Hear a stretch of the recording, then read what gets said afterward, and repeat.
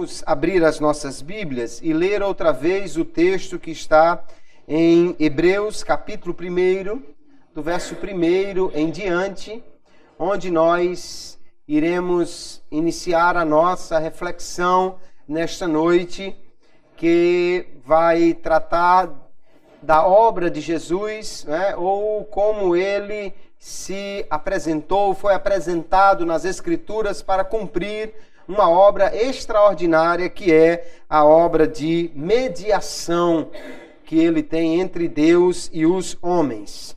Capítulo 1, do verso 1 em diante, diz assim: havendo Deus antigamente falado muitas vezes e de muitas maneiras aos pais pelos profetas, a nós falou-nos nestes últimos dias pelo Filho, a quem constituiu herdeiro de tudo, por quem fez também o mundo, o qual, sendo o resplendor da sua glória e a expressa imagem da sua pessoa, e sustentando todas as coisas pela palavra do seu poder, havendo feito por si mesmo a purificação dos nossos pecados, assentou-se à destra da majestade nas alturas, feito tanto mais excelente do que os anjos, quanto herdou mais excelente nome do que eles. Porque a qual dos anjos disse jamais: tu és meu filho, hoje te gerei, e outra vez eu lhe serei por pai, e ele me será por filho? E quando outra vez introduz no mundo o primogênito, diz: e todos os anjos de Deus o adorem. E quanto aos anjos diz: o que de seus anjos faz ventos e de seus ministros labareda de fogo. Mas do Filho diz: ó Deus, o teu trono subsiste pelos séculos dos séculos, cetro de equidade é o cetro do teu reino. Amaste a justiça e aborreceste a iniquidade. Por isso Deus, o teu Deus, te ungiu com óleo de alegria, mais do que a teus companheiros. Amém. Graças a Deus. Temos lido até aqui o verso 9, onde nós já temos aqui uma introdução extraordinária deste que é um dos livros mais cristológicos, né, do Novo Testamento. Lógico que todo o Novo Testamento ele vai apresentar Jesus, mas o escritor aos Hebreus faz um trabalho extraordinário, que é de tomar o que de Cristo foi revelado no Antigo Testamento e trazer então para os crentes, mostrando a superioridade de Cristo sobre os anjos, sobre Arão, sobre Moisés, sobre as coisas da velha aliança, mostrando que esta nova aliança realmente é superior em tudo. E ele vai mostrar com muita graça, com muita sabedoria, a obra de Cristo, tudo aquilo que ele fez por nós. Nesta noite nós vamos refletir sobre esta obra de Cristo, mas especialmente nós vamos nos deter naquilo que é a sua obra de mediação, aquilo que ele é o mediador, o intermediário entre Deus e os homens. E esta obra é grandemente revelada através dos chamados ofícios de Cristo. Nós vamos então responder a pergunta: Jesus é profeta, sacerdote e rei? E nós vamos ver que realmente ele é todas estas coisas. Então nós vemos, queridos, que esse tríplice ofício de Cristo, como profeta, sacerdote e rei, nos mostra a sua obra como o ungido de Deus. Ungido no hebraico é o termo Messias e no grego é o termo Cristo. Então Jesus é o Messias ou o Cristo, o ungido de Deus. No Antigo Testamento, especialmente, haviam 3 funções que alguém era ungido para poder cumpri-las. 3 funções onde alguém se tornava um representante de Deus e que precisava de unção do Senhor, que representava ali a ação do Espírito Santo para que pudesse desempenhar este papel. Entre essas funções, nós temos exatamente o profeta. Os irmãos podem lembrar que lá, quando Deus falou com Elias na caverna, 1 Reis capítulo 19, mandou ele ungir reis e mandou ele ungir Eliseu como profeta em seu lugar. O profeta muitas vezes era ungido para designá-lo realmente como representante de Deus. Também o sacerdote, os primeiros sacerdotes, Arão e seus filhos, e daí por diante todos os sacerdotes, antes que pudessem exercer a sua função como representante de Deus e representante do povo diante de Deus, eles igualmente eram ungidos. Da mesma forma, os reis, Saul, Davi e aí Salomão e daí por diante, para que alguém se tornasse rei e tivesse autoridade reconhecida por Deus, autoridade divina, ele então era ungido como rei. Então o profeta, o sacerdote e o rei eram ungidos.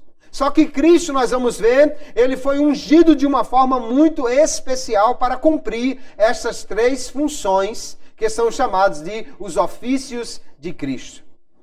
Teólogos como João Calvino falaram abundantemente sobre isso, mas desde os primeiros pais da igreja já se desenvolvia esta ideia e se falava sobre Cristo como profeta, sacerdote e rei. Estes ofícios vão mostrar Cristo como sendo o verdadeiro, o real, o maior mediador entre Deus e os homens. Nós vamos lembrar do texto de 1 Timóteo, capítulo 2, versos 5 em diante, quando ele diz: porque há um só Deus e um só mediador entre Deus e os homens, Jesus Cristo, o homem, o qual se deu a si mesmo em preço de redenção por todos, para servir de testemunho a seu tempo.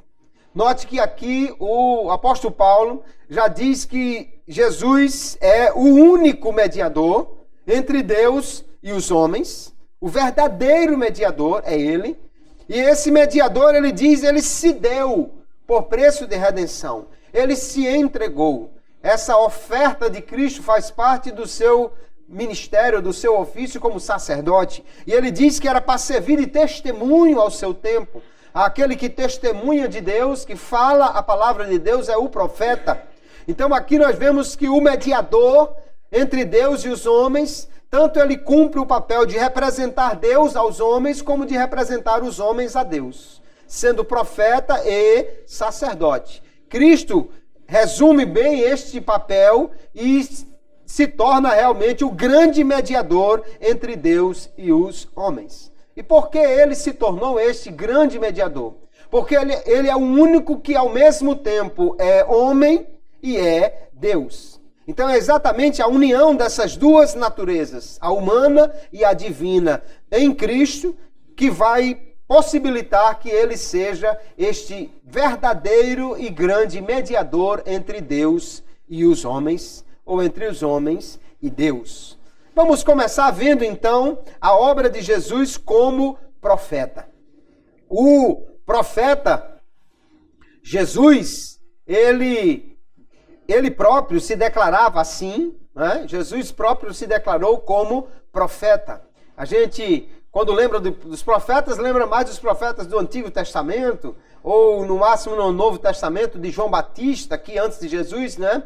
Mas o próprio Jesus se declarou como profeta. Lembre que ele disse que não há profeta sem honra, a não ser na sua casa. E ele estava falando dele próprio lá em Nazaré, né? Também lá em Lucas, capítulo 13, o verso 33, ele diz: importa, porém, caminhar hoje, amanhã e no dia seguinte, para que não suceda que morra um profeta fora de Jerusalém. Ele estava falando de si próprio. Ele era profeta. O povo também saudou Jesus como profeta.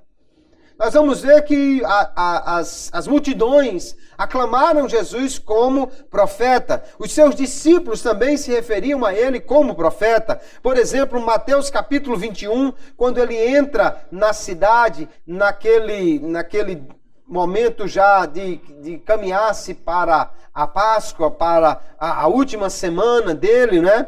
Que tradicionalmente é chamado Domingo de Ramos, quando a multidão colocava ramos, galhos de árvores para que ele entrasse na cidade, e diz que ele entrando em Jerusalém, toda a cidade se alvoroçou dizendo: quem é este? E a multidão dizia: este é Jesus, o profeta de Nazaré da Galileia.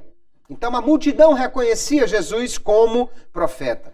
A mulher samaritana, quando viu Jesus falar sobre o seu caso, né? Revelar quem ela era, ela disse: vejo que és profeta.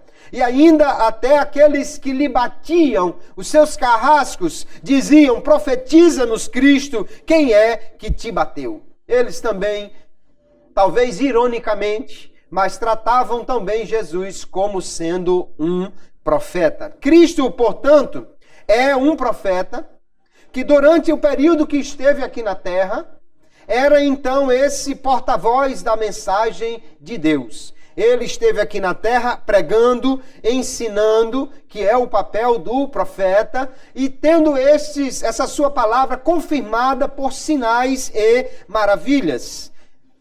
No céu, ele continua com esse ministério, porque o espírito da profecia é exatamente a figura de Jesus. Jesus é o grande tema da profecia. Jesus é o grande mensageiro de Deus. Mesmo os profetas de hoje, eles recebem o seu dom de Cristo. Cristo continua sendo, então, a base de toda a profecia da revelação de Deus. O que é um profeta? O profeta é aquele que fala em nome de outro. O profeta de Deus, então, é aquele que traz a mensagem de Deus para os homens, a mensagem do céu para a terra. Nesse aspecto, então, Jesus, ele é o profeta, não apenas um profeta. Mas lá em Deuteronômio, capítulo 18, Moisés já tinha recebido de Deus a revelação de que Deus levantaria um profeta como ele. E aqui no capítulo 18, verso 18, diz: eis que lhe suscitarei um profeta do meio de seus irmãos como tu, e porei as minhas palavras na sua boca, e ele lhes falará tudo o que eu lhe ordenar. Houveram muitos profetas depois de Moisés, mas o povo ainda esperava o profeta. Quando João Batista começou o seu ministério, após 400 anos de silêncio de Deus, foi uma comissão de Jerusalém lá para perguntar a ele: você é o Cristo? Ele disse: não. Você é Elias? Não. Você é o profeta? Eles não estavam perguntando se ele era profeta. Profeta, todo mundo sabia que ele era. Eles queriam saber se ele era aquele profeta que Moisés disse que Deus traria semelhante a ele. E João Batista disse: não, não sou, porque de fato este profeta era Cristo, que veio realmente para trazer a grande revelação de Deus aos homens. Cristo, então, queridos, foi o maior de todos os profetas.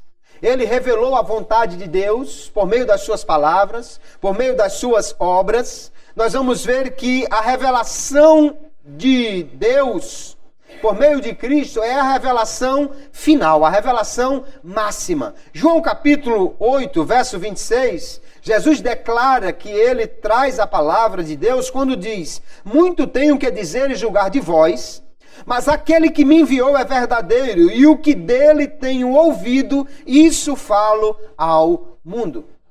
Cristo era e é Deus, mas na condição humana, antes da sua exaltação, ele tinha uma mente ilimitada, como nós vimos, e ele recebia de Deus a mensagem, a palavra. A mensagem que ele trazia, ele diz, é a mensagem que o Pai me dá. Ele, portanto, é profeta nesse sentido. Mas aqui no texto que lemos de Hebreus capítulo 1, verso 1, ele diz que Deus antigamente falou muitas vezes pelos profetas, mas agora nesses últimos dias falou-nos a nós pelo Filho. E o Filho, ele diz, ele é o herdeiro de tudo, o resplendor da sua glória e a expressa imagem da sua pessoa. Então os profetas falaram sobre Deus, mas Jesus revelou Deus, quem ele é, e trouxe a mensagem máxima de Deus para os homens, que é a revelação do Evangelho. Jesus, portanto, é o maior de todos os profetas, porque, inclusive, todos os profetas falaram sobre ele. Aquilo que os profetas trouxeram, falando sobre o futuro, desde os primeiros profetas, por exemplo, Abraão, quando disse, meu filho, Deus para si cordeiro proverá, ele estava falando de Cristo.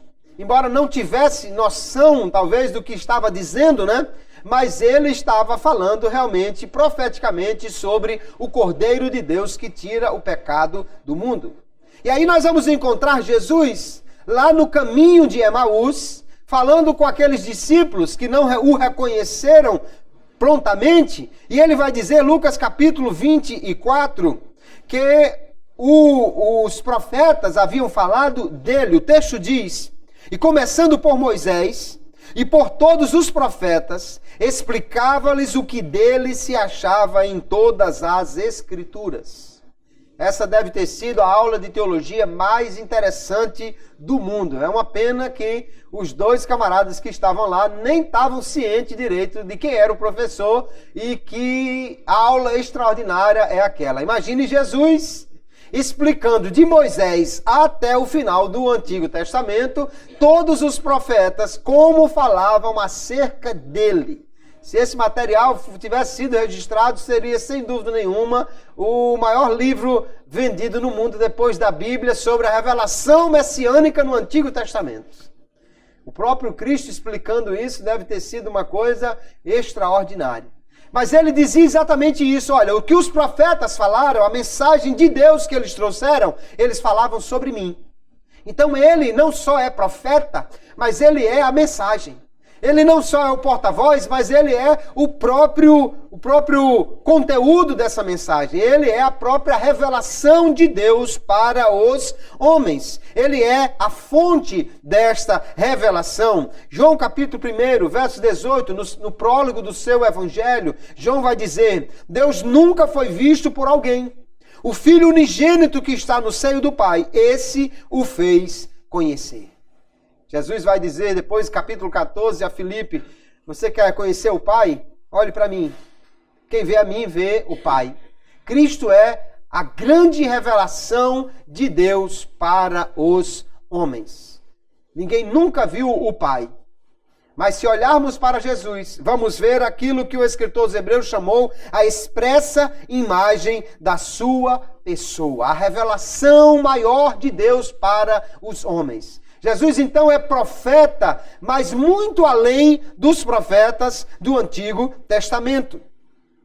E nós vamos ver que a grande marca do profeta, e Moisés, Deuteronômio capítulo 13, ele fala sobre isso.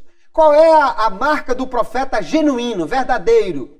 Qual é a prova do profeta de que ele é realmente um profeta de Deus? É que o profeta de Deus, ele fala e a sua palavra se cumpre. E se nós formos ver aquilo que Jesus falou, as suas profecias, aquelas de cumprimento mais imediato que dá para julgar, não é, se elas se cumpriram ou não, apenas duas aqui para nós lembrarmos. Por exemplo, Mateus capítulo 24, diz o texto, quando Jesus ia saindo do templo, aproximaram-se dele os seus discípulos para lhe mostrarem a estrutura do templo.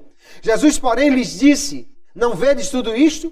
Em verdade vos digo que não ficará aqui pedra sobre pedra que não seja derribada. Esta palavra foi proferida por Jesus acerca do templo, o segundo templo, que é o templo construído, aliás, o segundo templo construído por Zorobabel, mais reformado por Herodes, que a essa altura aqui era uma enorme construção, extraordinária construção.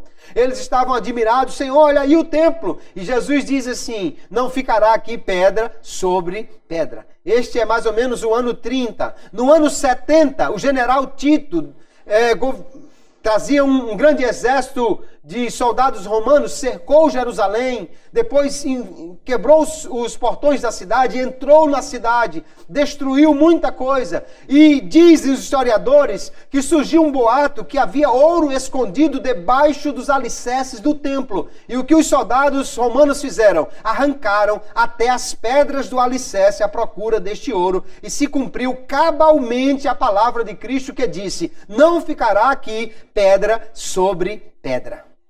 Hoje, tudo o que existe desse templo é uma parte do muro exterior. O templo mesmo não ficou pedra sobre pedra. A palavra de Jesus cumpriu-se cabalmente. Mas teve uma outra profecia que cumpriu-se mais rápido ainda. Veja Lucas capítulo 22, verso 60 em diante. Pedro disse, homem, não sei o que dizes. E logo estando ele ainda a falar, cantou o galo. E virando-se o Senhor, olhou para Pedro. E Pedro lembrou-se da palavra do Senhor, como lhe havia dito: antes que o galo cante hoje, me negarás 3 vezes. Jesus falou e a palavra se cumpriu naquela mesma noite, ou na madrugada daquele dia. Pedro, muito senhor de si, disse: não, os outros podem te deixar, mas eu não. E Jesus disse: olha, antes que o galo cante, você me negará 3 vezes. Quando Pedro negou a 3ª vez, o galo cantou. O galo não cantou depois da 1ª vez, nem na 2ª. O galo cantou na hora certa, porque a palavra de Jesus se cumpriu estritamente. E ali estava então a palavra se cumprindo como testemunho ou como prova de que Jesus é o verdadeiro profeta, aquele que fala e a sua palavra se cumpre. Nós poderíamos citar muitas outras declarações de Cristo acerca do futuro que se cumpriram de maneira perfeita. Ele fez uma previsão detalhada da sua morte. Ele disse que alguém próximo o trairia. Ele disse que a sua morte seria instigada pelos líderes judeus. Ele disse que a morte aconteceria na Páscoa. Ele disse que ele morreria crucificado e depois de 3 dias ressuscitaria. E isso tudo aconteceu da forma como ele disse. Aleluia. Ele é verdadeiro profeta. E ainda há uma diferença muito grande entre Cristo e os profetas que vieram antes dele. Todos os profetas, queridos, eles diziam assim: assim diz o Senhor. Porque eles traziam uma mensagem alheia, uma mensagem que era de Deus, do Pai. Mas Cristo, sendo a fonte da revelação de Deus, ele não dizia como os outros profetas, assim diz o Senhor, mas ele dizia como disse no Sermão do Monte: mas eu vos digo. Ouviste o que foi dito aos antigos, mas eu vos digo. E ele traz uma mensagem sua, nova, uma revelação inédita de Deus para os homens. Cristo, então, é o profeta. Ele cumpriu esse ministério como profeta e ainda hoje continua mandando profetas, capacitando profetas, sendo a fonte da revelação para os profetas. Sendo profeta, então, ele é o mediador entre Deus e os homens, aquele que traz a palavra de Deus para eles. Mas Cristo também, na Bíblia nos mostra que ele é o sacerdote, não é? O sacerdote, no sentido da Bíblia, é uma pessoa que foi consagrada por Deus para representar o homem diante dele. O sacerdote pegava os sacrifícios que o povo trazia e os apresentava a Deus. Ele estava então representando os homens diante de Deus para oferecer sacrifícios ao Senhor de forma que pudesse conseguir obter o favor divino. Hebreus capítulo 8, ele vai dizer que todo sumo sacerdote é constituído para oferecer dons e sacrifícios. Essa é a função do sacerdote. Oferecer sacrifícios, ofertas a Deus. E ele diz então de Cristo, pelo que era necessário que este também tivesse alguma coisa que oferecer. Jesus vai chegar então a Deus também com uma oferta. Jesus, ele foi então este sacerdote, este verdadeiro e grande sumo sacerdote, que serviu como mediador entre Deus e os homens. Só que ele era o sacerdote e ao mesmo tempo ele era a oferta. Os outros sacerdotes levavam sangue alheio, sangue de bodes, de ovelhas. Jesus levou o seu próprio sangue. Ele então foi o sacerdote perfeito que ofereceu o sacrifício perfeito. Porque Deus se fez homem, nós já vimos sobre isso. Deus se fez homem porque para oferecer o sacrifício perfeito por todos os homens, nenhum homem era capaz disso. Somente Deus poderia oferecer o sacrifício perfeito. Só que Deus não morre. Aí Deus teve que se tornar homem para poder se tornar mortal.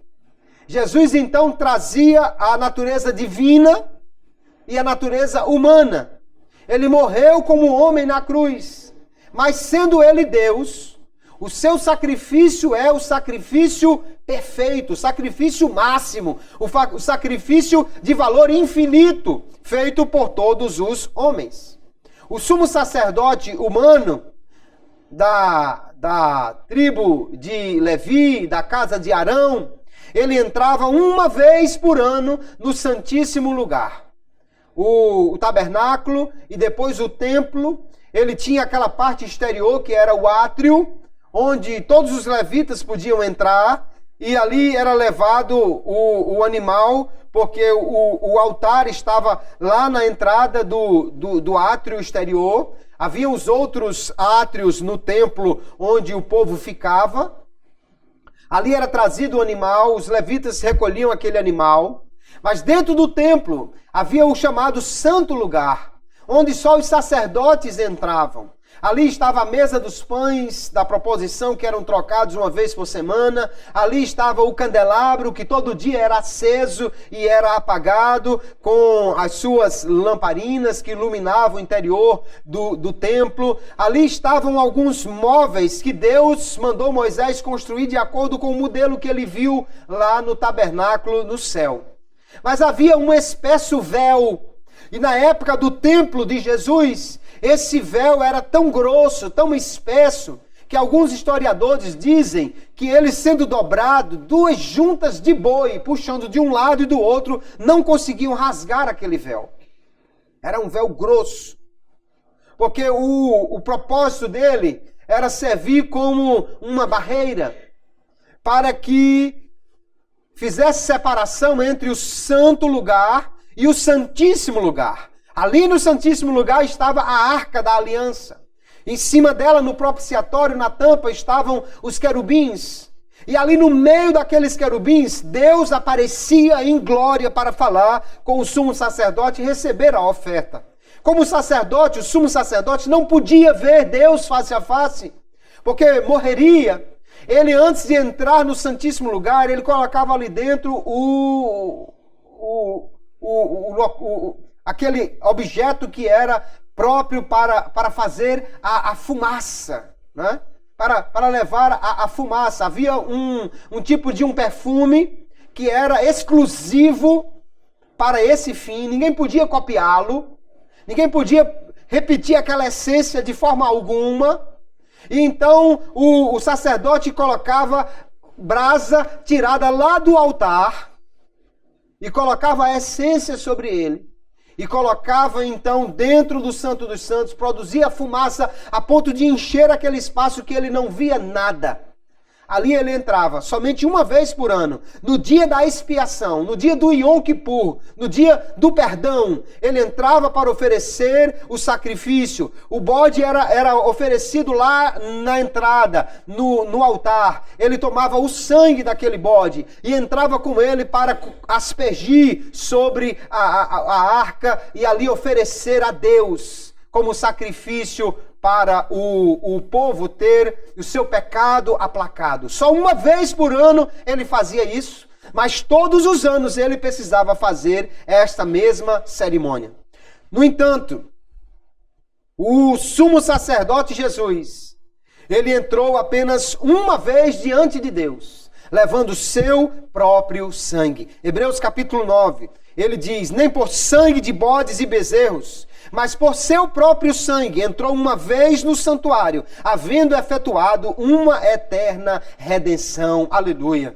Esse sacrifício foi de um valor tão grande que não precisava ser feito mais de uma vez. Só uma vez era suficiente para pagar pelos pecados de toda a humanidade. Jesus morreu, aleluia. Quando ele morreu, é como se o cordeiro tivesse sido sacrificado no altar. Quando ele ressuscitou, ele vai à presença de Deus. É como se ele tivesse entrado no Santo dos Santos e apresenta o sangue e é recebido pelo Pai. O sacrifício foi aceito, aleluia. Quando Maria Madalena queria segurá-lo, ele diz: olha, não me detenha, porque ainda não subi para meu Pai. A obra não está concluída ainda. Eu tenho que levar o sangue lá no santo lugar, lá no santíssimo lugar. E ele, quando subiu e apresentou a Deus, cumpriu perfeitamente esta obra que o sumo sacerdote perfeito podia fazer, de forma que a salvação está garantida para todo sempre, para todos aqueles que nele creem. Aleluia. Um sacrifício perfeito, aleluia. O sumo sacerdote Jesus ofereceu.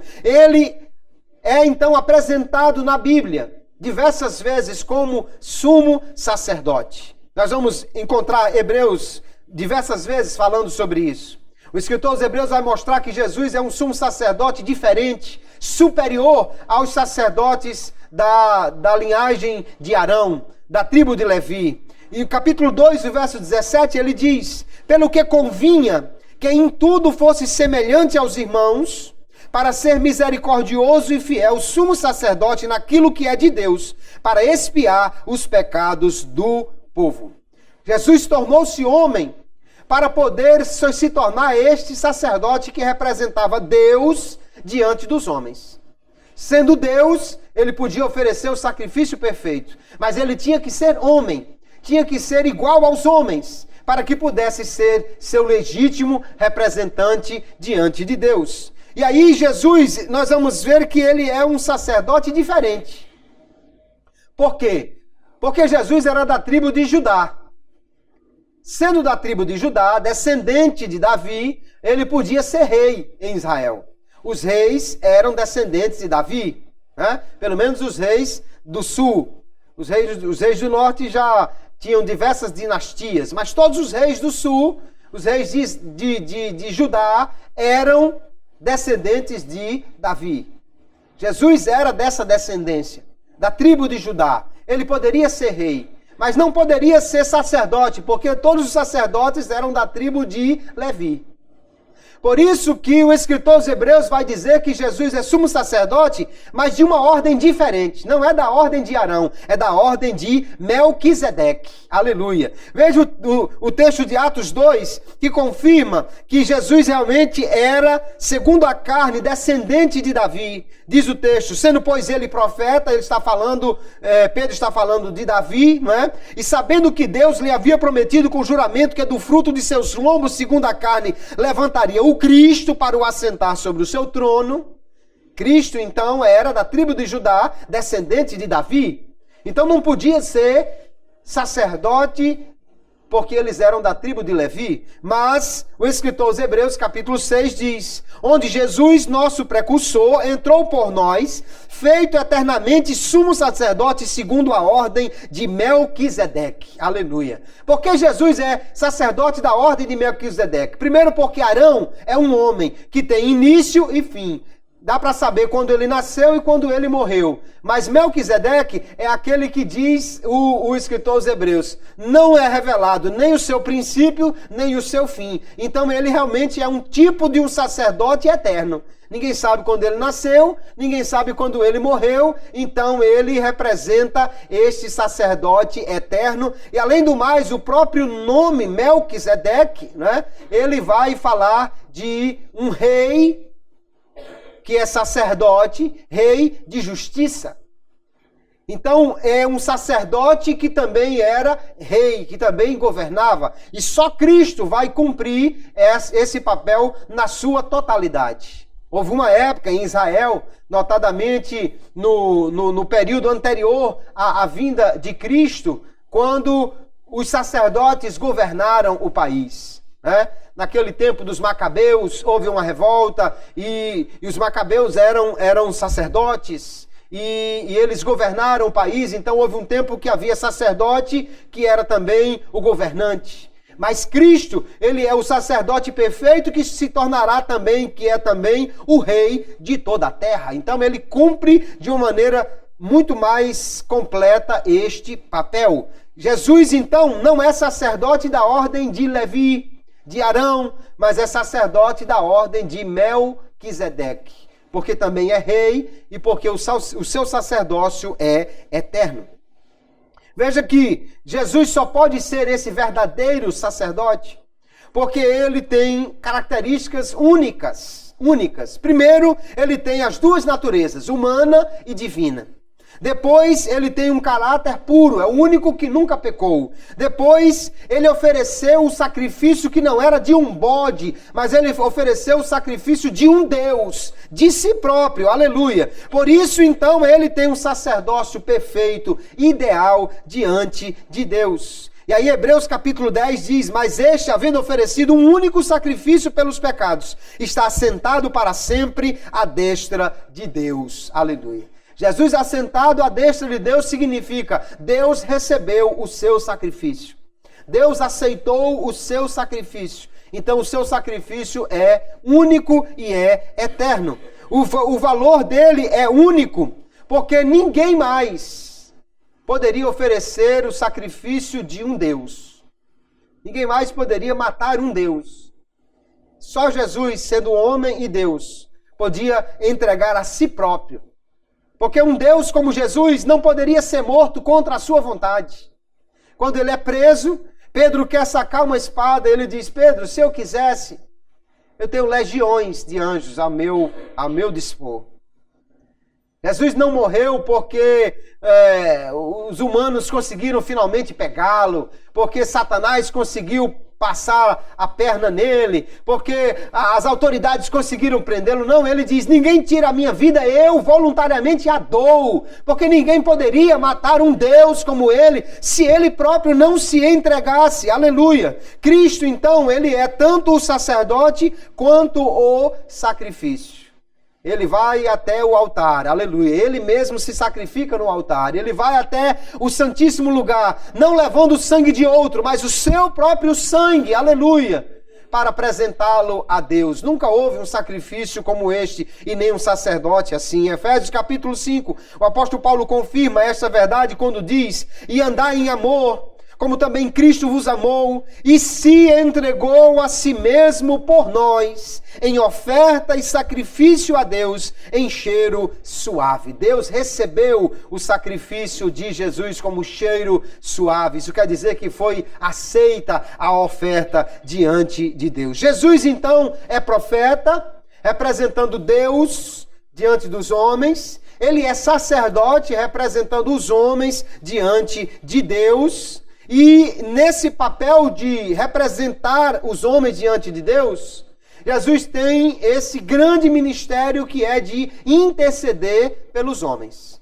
Quando ele esteve aqui na terra, ele intercedeu. Intercedeu por Pedro, dizendo, Pedro, eu roguei por ti, Satanás te pediu para te cirandar como com trigo. Ele intercedeu na sua oração, lá no capítulo 17 de João, a chamada oração sacerdotal, onde ele ora não somente pelos discípulos, mas também por nós. Você sabia que Jesus orou por você? É por isso que você está de pé aí. Porque ele disse, oro não somente por estes, mas por aqueles que um dia hão de crer em mim. Aleluia. Ele orou por mim, orou por você. Depois desse sacrifício, ele agora passa a exercer esse ministério de intercessão no céu, com muito mais propriedade. Hebreus 7:25 diz, portanto, pode também salvar perfeitamente os que por ele se chegam a Deus, vivendo sempre para interceder por eles. Glória a Deus. Aqui na terra, se alguém tem assim um amigo chegado, que é também amigo de um poderoso, quem sabe um amigo do governador, ou até, quem sabe, do presidente, aí a gente sabe que essa pessoa vai conseguir muita coisa. Ou se ele estiver numa enrascada, alguém vai conseguir tirá-lo de lá. Porque ele vai ligar para o amigo vai falar diretamente com o presidente, e aí vem uma ordem lá para cima, solta o homem, deixa para lá, ou ajuda ele aí, libera alguma coisa para ele. Mas nós, os crentes, queridos irmãos, nós somos infinitamente privilegiados, porque nós temos um amigo chegado, aquele que está para interceder, mas ele não está do lado do prefeito, nem do governador, nem do presidente, ele está ao lado do Deus Todo-Poderoso que governa os céus e a terra, e ele está ali para interceder por nós. Aleluia! Glória a Jesus! E ainda tem gente que não ora, não fala com Jesus, não pode ser bem sucedido, né? É interessante nós sabermos o seguinte, a intercessão de Jesus por nós não é simplesmente orar. Jesus não está no céu de joelhos orando por mim e por você. João capítulo 16, ele disse, olha, verso 26, naquele dia pedireis em meu nome e não vos digo que eu rogarei por vós ao Pai. A mediação de Jesus não é simplesmente orar por nós. Muito mais do que isso, ele intercede por nós. Romanos 8, 34 diz, quem os condenará? Pois é Cristo quem morreu, ou antes quem ressuscitou de entre os mortos, o qual está à direita de Deus e também intercede por nós. Aleluia. Quando você ora em nome de Jesus, quando você pede ao Pai em nome de Jesus, é como se, eu vou usar uma figura humana, eu vou fazer uma representação de coisas humanas, porque nós não podemos entender o céu se não for dessa maneira, não é? Porque nós não conhecemos nada do céu realmente. É como se, quando você faz uma oração em nome de Jesus, é como se Jesus fosse até a sala do trono, e ele vai falar com o Pai, e ele diz assim, Pai, é uma ilustração que eu estou fazendo. Imagine. Pai, tem um irmão lá de Galinhos que está aí. Ele quer falar com o Senhor. Receba ele como se fosse eu. É uma pessoa minha.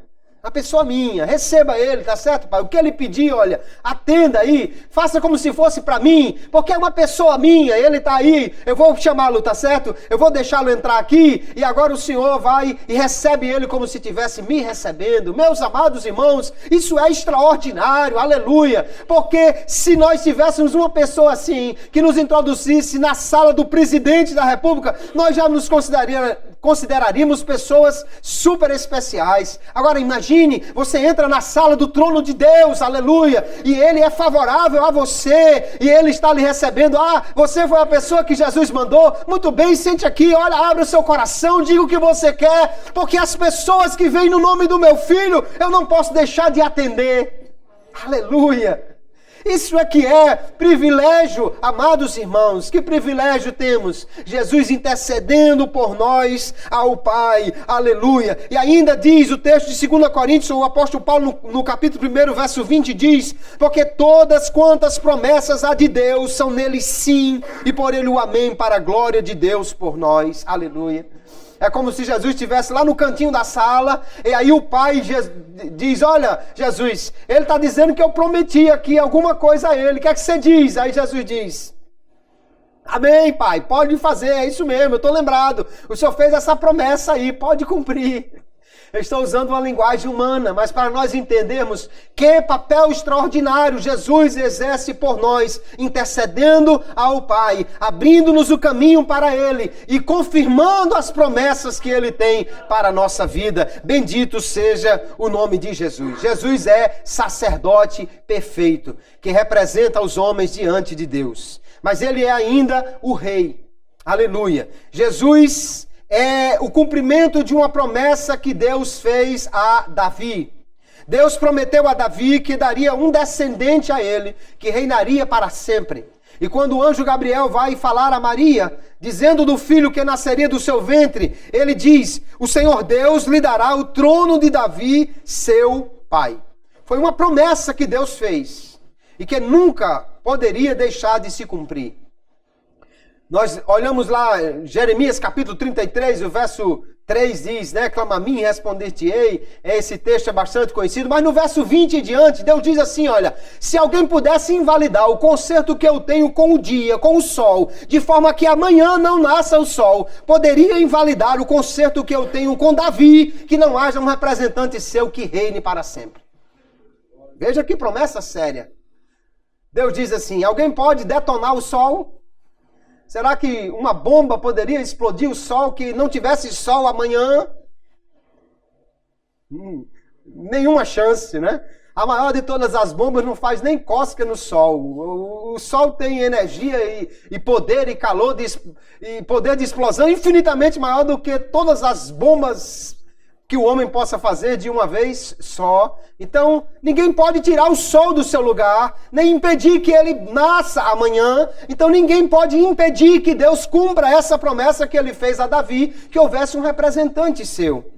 Jesus é esse cumprimento desta promessa. Os profetas no Antigo Testamento falaram de um rei que viria da casa de Davi e que governaria com justiça, com paz e com prosperidade. Veja, por exemplo, a profecia de Isaías no capítulo 11, ele diz: porque brotará um rebento do tronco de Jessé, Jessé é o pai de Davi, não é? E das suas raízes um renovo frutificará, e repousará sobre ele o Espírito do Senhor, e o Espírito de sabedoria e de inteligência, e o Espírito de conselho e de fortaleza, e o Espírito de conhecimento e de temor do Senhor, e deleitar-se-á no temor do Senhor, e não julgará segundo a vista dos seus olhos, nem repreenderá segundo o ouvido dos seus ouvidos, mas julgará com justiça os pobres, e repreenderá com equidade os mansos da terra, e ferirá a terra com a vara da sua boca, e com o sopro dos seus lábios matará o ímpio. Aleluia.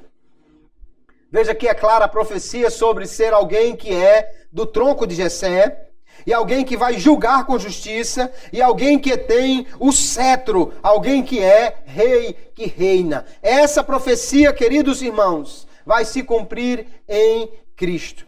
Cristo mesmo disse que era o rei prometido.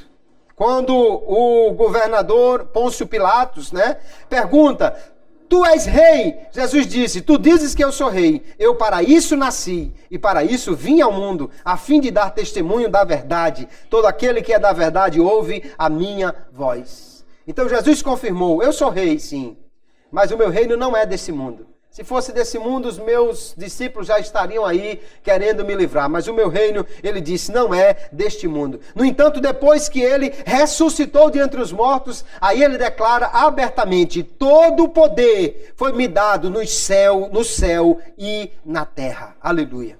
Então Cristo é rei, ele é um rei que, no entanto, enquanto esteve aqui na terra, ele não permitiu que os homens o levassem a reinar, porque na realidade o projeto de Jesus não era se tornar, enquanto esteve aqui na terra, um rei que se assentaria no trono físico.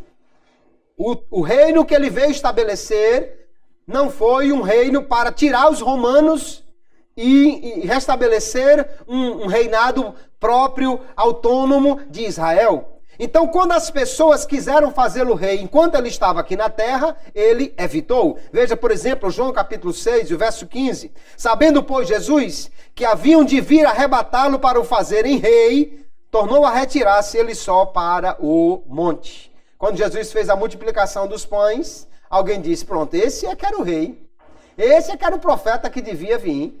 Imagine um rei que você leva um pão para ele e ele devolve 12 cestas de pão cheio. Esse era o rei que todo mundo queria. Então vamos levá-lo para se tornar o rei. Jesus, fugiu dali porque não era o tempo de ele sentar em um trono na terra. Não era esse tempo. Vai chegar ainda o dia.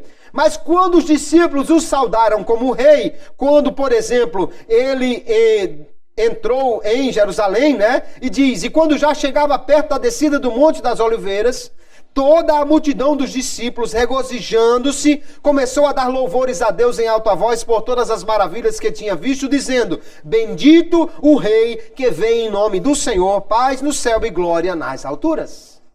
Jesus estava entrando, então, e Mateus vai dizer que ele cumpriu a profecia, dizendo: o teu rei vem montado em um jumentinho. Jesus entra na cidade, é aclamado como rei. E ele não diz: que é isso, pare com isso, não, de forma nenhuma. Não, ele aceita ser aclamado como rei pela multidão e ainda reivindicou a sua autoridade diante dos homens. Só que o reino que Jesus veio estabelecer, quando veio aqui a essa terra, foi um reino espiritual. Ainda não um reino físico, material. O reino, então, é chamado de reino de Deus, reino de Cristo. É um reino eterno. Um reino que está hoje presente espiritualmente. E que um dia todos os homens farão parte dele na eternidade. Um dia Jesus se assentará como rei. Quando ele foi elevado aos céus, na sua ascensão, ele chegou ao céu, concluiu a sua obra de redenção, apresentando ali o sangue diante de Deus. Não fisicamente, né? É uma obra espiritual. E ali então ele foi coroado como rei. E ele dá provas disso, porque quando ele aparece a João, lá no Apocalipse, capítulo 3, ele diz: ao que vencer, lhe considerei que se assente comigo no meu trono, assim como eu venci e me assentei com meu Pai no seu trono. Então Jesus aqui já está falando com João como alguém que está assentado no trono, como alguém que já recebeu glória, alguém que já recebeu coroa, alguém que já recebeu poder. Nós vamos ver isso melhor na penúltima das mensagens dessa série, quando falarmos sobre o que Jesus está fazendo hoje no céu. Ele está reinando. É uma das coisas que ele está fazendo no céu. Jesus é rei, está reinando, porém ainda não de modo visível aos seres humanos. Capítulo 2, o verso 8 aqui de Hebreus, ele diz: todas as coisas lhe sujeitaste debaixo dos pés. Ora, visto que ele sujeitou todas as coisas, nada deixou que lhe não esteja sujeito, mas agora ainda não vemos que todas as coisas lhe estejam sujeitas. Vemos, porém, coroado de glória e de honra aquele Jesus. Jesus está coroado, mas ainda não está reinando sobre tudo. Por enquanto, ele está esperando. Diz o texto de Coríntios 15, porque convém que reine até que haja posto a todos os inimigos debaixo de seus pés. Ora, o último inimigo que há de ser aniquilado é a morte.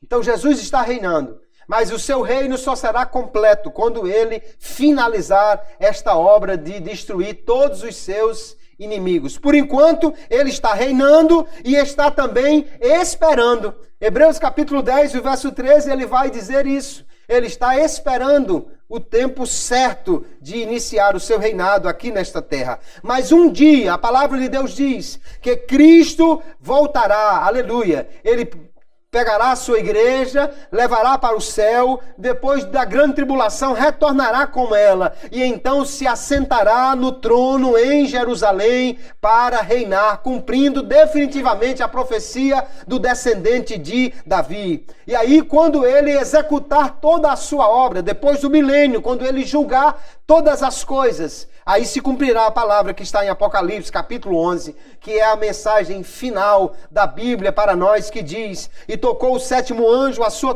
trombeta, e houve no céu grandes vozes que diziam: os reinos do mundo vieram a ser de nosso Senhor e do seu Cristo, e ele reinará para todo o sempre. Amém. Glória a Jesus. Os reinos do mundo serão de Cristo. Aquela profecia de Daniel, da pedra cortada sem mãos, que se torna uma montanha que enche toda a terra, se cumprirá quando Cristo se tornar o grande rei, o rei de toda a terra. Aleluia. Cristo, então, queridos, ele é sacerdote, ele é profeta, sacerdote e rei. Esse é o seu triplo ofício. Como profeta, ele representa Deus para os homens. Como sacerdote, ele representa os homens para Deus. E como rei, ele representa e é o grande Deus que se assenta para governar os homens e todas as coisas.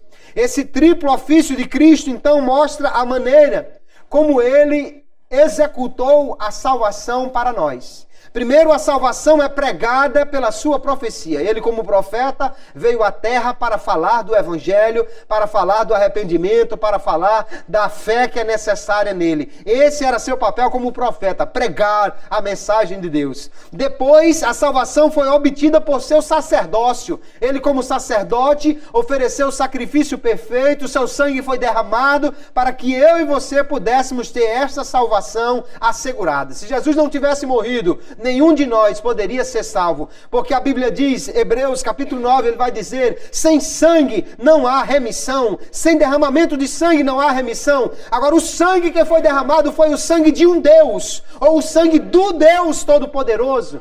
Então ele obteve por seu sangue a nossa salvação. E por fim, essa salvação é confirmada pelo seu reinado. Aleluia. Porque é Jesus como rei que há de julgar todas as coisas, condenará os ímpios e salvará eternamente aqueles que creram nele. Glória a Jesus. Nós vamos ver, queridos, que a primeira obra de Cristo como profeta foi ensinar aos outros a vontade de Deus. Depois, como sacerdote, ele se ofereceu a si mesmo. E por fim, ele entrou no céu para governar em seu reino. Ele está governando lá, mas ainda não é o tempo do seu governo total. Mas breve chegará o dia, e nós esperamos a qualquer momento isso acontecer, quando Jesus voltará, aleluia, e estabelecerá o seu reino. Primeiramente nos levará para estar com ele, depois das bodas do Cordeiro retornará para com a igreja reinar sobre esta terra, aleluia, e então ele será rei para todo o sempre. Nós temos então, queridos irmãos, o perfeito intercessor para com Deus, que faz uma obra completa. Ele pode representar Deus diante de nós, ele pode representar-nos, a nós homens, diante de Deus, e ele pode governar todas as coisas. Jesus então é profeta, sacerdote e rei. Aleluia. Ninguém jamais cumpriu esses ofícios com tanta maestria, com tanta completitude quanto Jesus. E nós louvamos a Deus, porque ele é este grande intercessor por nós. Aleluia. Há alguém que apresente outros intercessores. Você pode falar com Pedro, você pode falar com Maria, você pode falar com José. Mas será que algum desses intercessores, por acaso, tem esta capacidade que Jesus tem? Não, nenhum deles tem essa capacidade. Ele é profeta, sacerdote e rei, e é perfeito mediador entre Deus e os homens. Um dia eu estava numa viagem, vou encerrar com esta história para ilustrar. Eu estava viajando a serviço da empresa que trabalhava à época, e estava na cidade de Santos, e um colega que não era evangélico chamou-nos para nós darmos uma volta na orla marítima, porque tinha uns prédios tortos. Tem até hoje lá uns prédios que parte da fundação cedeu e o prédio está inclinado. Nós fomos olhar aqueles prédios e nos deparamos com uma igreja bastante antiga, uma igreja católica. Entramos nela e realmente dentro era tudo muito bonito, tudo era talhado na madeira, o teto era pintado, uma coisa realmente assim de uma obra de arte espetacular. E aquele amigo aproveitou que estávamos ali vendo aquelas figuras dos santos católicos, e ele perguntou: Kleber, por que é que vocês, os crentes, vocês não intercedem aos santos? E eu disse a ele: olha, se você tivesse o número do celular do comandante da polícia, e tivesse uma ocorrência qualquer que você precisasse da polícia, você ligaria para o 190, para o número que fala com um atendente, para tentar localizar uma viatura, para poder ela vir aqui, ou você ligaria direto para o celular do comandante, que é seu amigo e que você tem o número dele? Ele disse: eu ligaria para o comandante. Eu digo: é por isso que a gente não fala com o santo. É por isso que a gente não intercede a nenhum santo, porque nós temos o número do celular do comandante, meu querido. A gente fala direto com o homem, a gente fala direto com ele. Temos um intercessor junto ao Pai. Para que é que nós vamos, aleluia, tentar com alguém que na realidade está morto e não pode ouvir, e que não é profeta, nem sacerdote, nem rei, da qualidade que é o nosso Senhor? Para que é que alguém vai falar com esse suposto intercessor que nada pode fazer, quando nós temos um mediador entre Deus e os homens, perfeito, que é Jesus, que cumpre essa sua obra com seu triplo ofício? Então, se você está em dificuldade e você precisa falar com Deus, ligue para o comandante, fale com o seu intercessor. Ele pode resolver tudo de maneira extraordinária. Nós, os crentes, temos esse privilégio, irmãos, de termos esse mediador extraordinário. Nós não vamos a Deus como se fossem pecadores que podem ser mortos a qualquer maneira por um Deus santo e irado. perdoado. Nós vamos a Deus pela mediação do seu Filho. E quando nós chegamos diante do trono, não é simplesmente um perdido que está ali procurando falar com o Todo-Poderoso. É alguém que está ali em nome de Jesus, que ele disse, pode entrar, o Pai vai lhe receber. Eu já falei com ele. Isso é um grande privilégio, que nós possamos cada dia agradecer a Deus por este grande mediador que é Jesus, nosso Salvador, nosso profeta, nosso sacerdote, nosso Rei, nosso Senhor, que Ele continue nos abençoando hoje e sempre.